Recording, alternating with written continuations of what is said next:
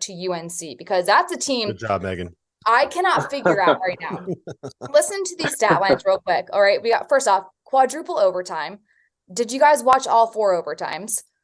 Unfortunately, I couldn't because I was doing a game last night live, No. so I wasn't able to watch all four you overtimes. did Well, not yeah, because it miss was like a anything, Matt. I 12-hour promise you. game.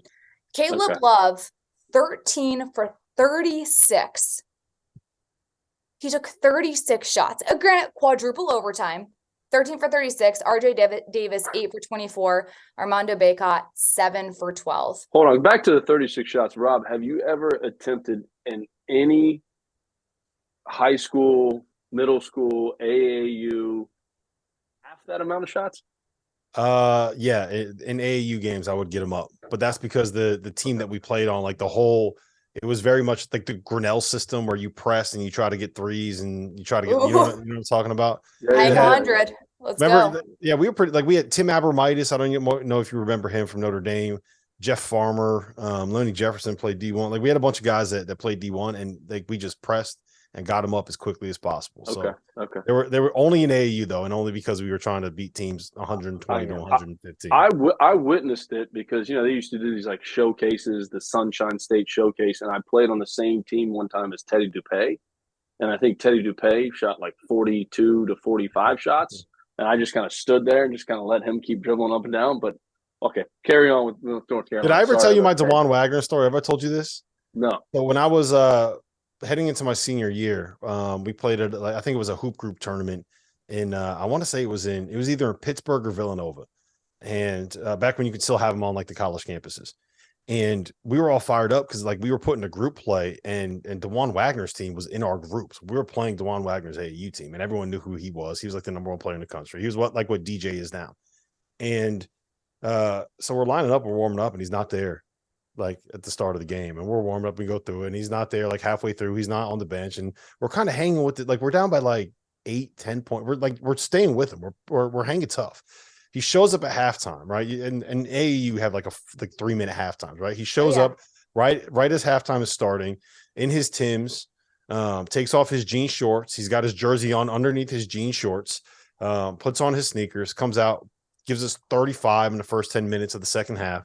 They're up by 30, like game's over. Before the game's like timeout called, goes to the bench, takes off his shoes, puts the Timbs on, puts the jorts back on, and he's gone before the end of the game. He came in 10 minutes, dropped 35 on us, and boom, he's out. And I was like, okay, yeah, I need to find something else to do. I'm not like that's what a basketball player looks like. That ain't me. So does that what Caleb Love looks like to you at all? Because again, back to the 36 shots he took against Alabama. They're bad shots too. It's not like these are all great shots. These are like he's forcing things. It's hard to watch at times, coach. He has to play better. He has to play better. RJ Davis has to play better. I mean, they're 212th in the country right now in assists per game. There's no ball movement. It's too much. Let me try to go do it and see if I can do it instead of moving it, sharing it, passing it, utilizing each other. And it's hard to win games like that. My question would just be, had they won that game, are we having the same conversation?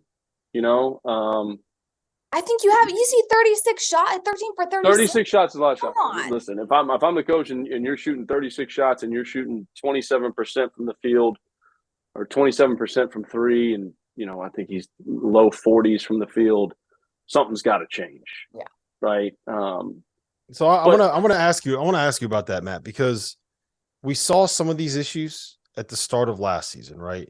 Then you kind of get into late February, and all of a sudden those bad shots that Caleb Love is taking are going in, and those bad shots that RJ Davis is taking are going in, and those shooters mean those guys making shots now means there's more space, and now all of a sudden Armando Bacot's getting 25 and 12 every single night. And it builds. You put 94 on Duke and Cameron Indoor Stadium. You end Coach K's home career with a loss, right? You make it to the Final Four. You take down Coach K in the Final Four. You make it to the national title game. You come one possession away from winning a national title.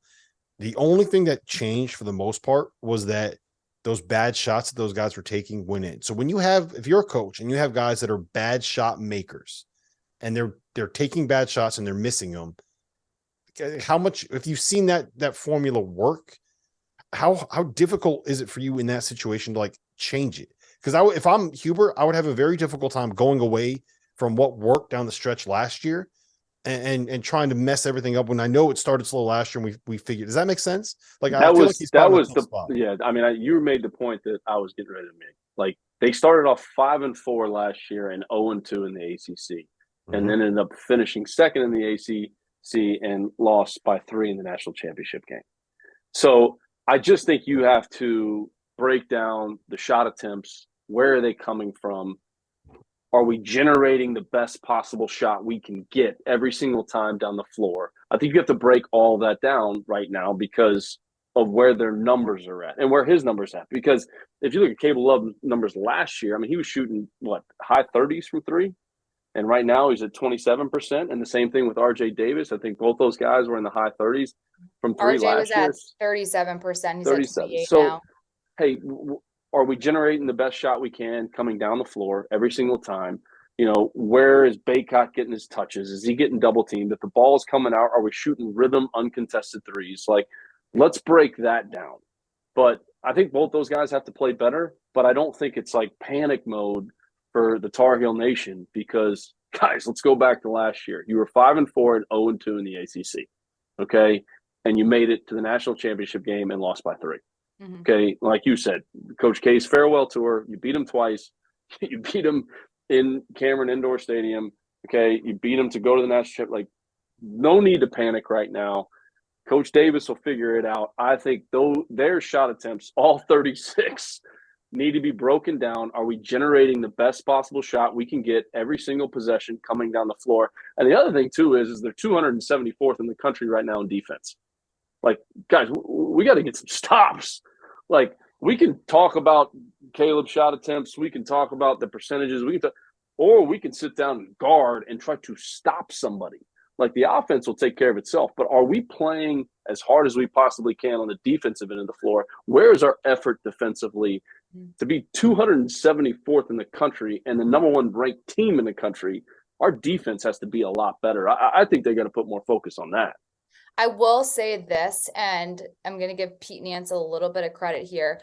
I thought there were times in overtime against Alabama where he was really good defensively. He finished with 7 rebounds, 3 assists, 3 blocks, but just his sheer size and length, Alabama's guards were driving into the paint, and they were thinking twice, and they were hesitating because Pete was right there, and he did a good job keeping enough distance so he wasn't going to get beat off at the dribble, but still could use his length to be there for the contest. So can he do that consistently? I think he's a really good role player for the Tar Heels, but can him and Baycott really play together that much and find that rhythm? Also, I want to know what concerns you about the depth of Carolina right now. They're really only playing 6 players right now. And I think, Coach, you know this better than anybody. You can't make deep runs in a season if you don't have depth. Well, I think they got to stay healthy, more than anything. I mean, I look back to that Dayton team with Jalen Crutcher and Obi Topping. I mean, they weren't playing more than 7 guys that year, but those guys knew their roles. They knew who was going to be on the floor. The guys coming off the bench knew their roles. So, I mean, I think it's hard to play 6. I think they've got to find other guys to be able to come in the game. But I think the biggest key is to stay healthy. And again, I feel like when you look at the start of this season, and not just the losses, but some of the close games they've been against teams, quote unquote, they should have blown out or beaten bad.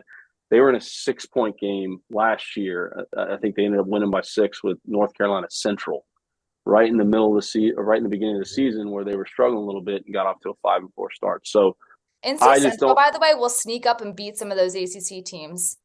They beat NC State a couple years ago as well. Yeah. So dangerous team. I'm no disrespect. They're a little dangerous. No disrespect to NC State. No. Just what I'm trying to make the correlation to this season, and I know it's a completely new year, and I've talked on this show before too, just about the expectations for them. Mm-hmm. Like probably ranked too high just to start the season. I mean, they're essentially just being ranked number 1 in the country because they played in the national championship game. But St. Peter's, great run, terrific, outstanding. They beat St. Peter's in the Elite 8, right? Like, you think about just their tournament run. They beat Marquette in the first round. Like, were they just ranked too high to start the year? I think we got to look at that. No And as a disrespect to coach, the people ranking, Rob. No Yeah. disrespect to the No, people ranking. you're right about that one, but it was when you make it to the national title game, when you had the run that they had at the end of the year and you bring all of those guys back, and oh, by the way, you lose Brady Manick, but you happen to bring in a guy that averaged 14, 6, 3.5 assists and shot 46% from three, and Pete Nance, that is like on paper the perfect fit. Like I had North Carolina number one of the preseason. Like I totally get why people kind of fell for it. I think I'm going to be very curious to see how the Pete Nance situation works out, because I think that he is at his best if you could put him as like a small ball switchable five. yes. We saw, you made that point, Megan. We saw it in overtime, and he was really effective for like about a 15-minute stretch in that role in the overtimes. But if you play him at the five, that means Armando Bacot's not out there.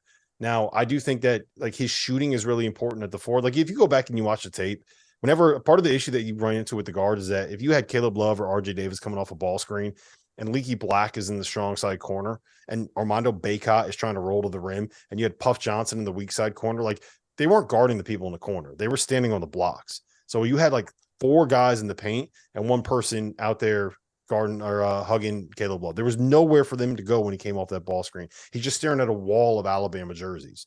And I think that making sure that you have Pete Nance spacing the floor is something that's going to matter. And the difference, I think, with Nance and Manick is like you could run Manick off of some screens, right? Like they put him in some cool actions, especially in the tournament last year. And I don't know if Pete Nance is the guy.